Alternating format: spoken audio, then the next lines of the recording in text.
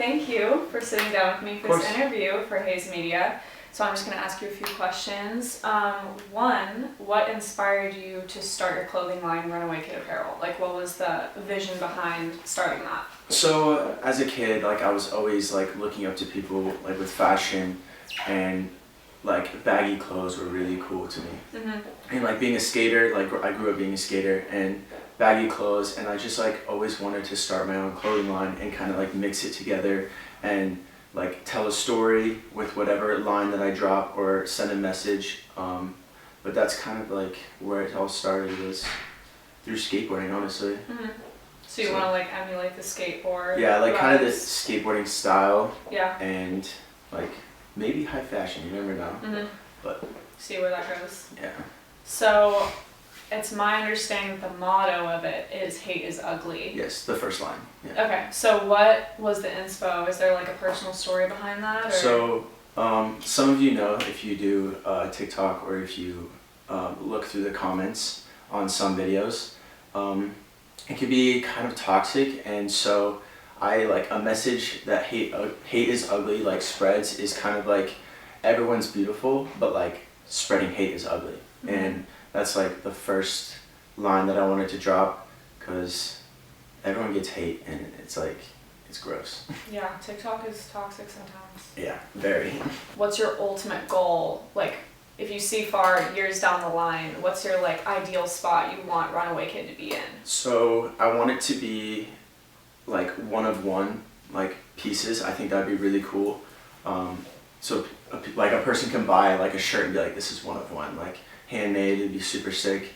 So basically just like different. I want it to be different and I want it to stand out. How did you get started on TikTok?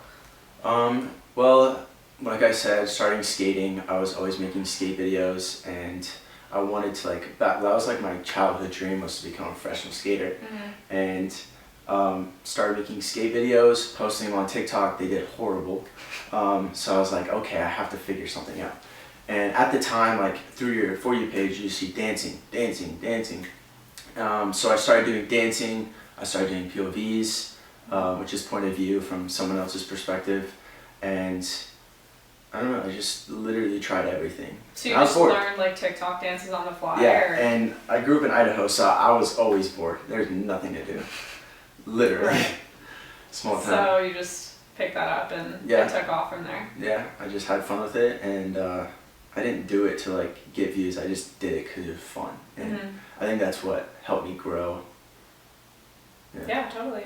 So since then, you've obviously gained a large following. You have 11 million followers cumulative across social media, which is insane. Crazy. So what is that like for you? Like, how do you balance that kind of lifestyle with your personal private life? Is it hard? If you like look through my page, I don't really post anything like personal, to be honest, especially with me and Emma. We kept it offline for like 6 months. And I think it was like the healthiest thing we could do for our relationship. And like, I don't know, I just keep my circle small. I only really post with like my true friends and like family, like Trey and John. And that's really it. I don't really do much. I'm not like into controversy. I don't start drama. I just do myself, and that's it. Yeah, that's what I was kind of thinking about, is like how you navigate a romantic relationship with someone else who also has a big following. Like, but I guess you kind of answered, like you kept it private for the first few months, and then now that you guys are public, is it at all different or difficult? No, we still try not to like mix work with our relationship. We do post here and there, but as like if you check, like we really don't post together that much. Which I think is important, but yeah, we keep it personal on our own side, and then we don't let TikTok like get into our lives as much, like other people. Like, so you don't really make like TikTok videos together? We do here and there when like it's like a fun, cute trend, whatever. Some dance videos, but yeah, we kind of just keep it light. Do our own thing. Yeah. But off camera, we're like really close. For those that don't know you or like haven't followed you, what do you want them to see or notice about your brand? So straight from the start, like, it's always been a broad amount of like content. Like, you don't see just one thing on my account. I've always tried to keep it that way, so I don't really have like a main niche, but I really just do everything.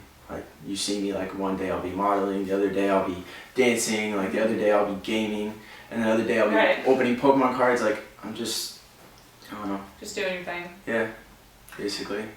Cool. So what would you say, this is kind of a broader question, but what would you say is like your ultimate career-driven goal? So that's hard because I've only really been in LA for like close to 2 years, and I know that seems like a lot, but it's really not.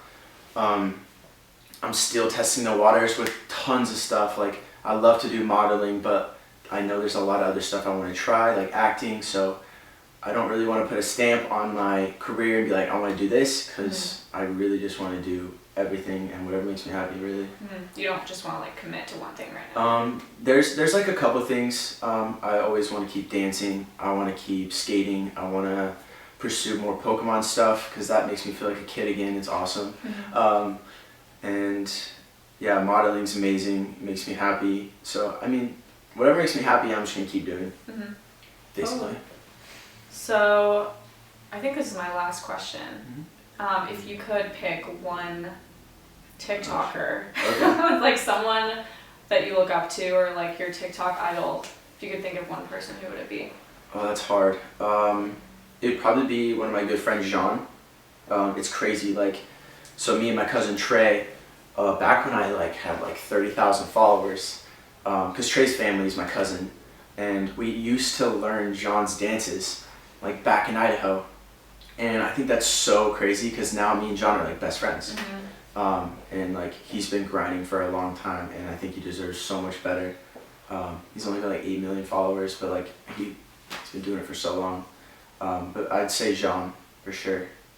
He works hard. So you guys are a family and you just started making videos together and then just like took off from there? Yeah, so I mean, I moved to LA around 2 years ago. I moved here with like 1.5 million followers. I grew insanely when I first came out here. Like the first 3 months I had 3 million. And I went back home one time and I knew Trey was making little TikTok videos on his account, and I could tell he could like kind of dance a little bit, and I was like, we should make a couple videos when I'm back in Utah or whatever, back in the hometown. And he's like, okay, bet, and they just took off, and I was like, bro, like this could be insane. And like, I don't know, it happened. We manifested it and we blew up. So he moved out here with you? Yeah, so he started coming out here because he was 12 at the time.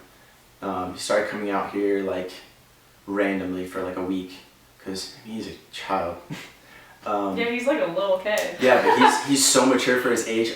He hangs out with like 18-year-olds. Really? Yeah, when he skates, because he's a skater too, he just skates with older people.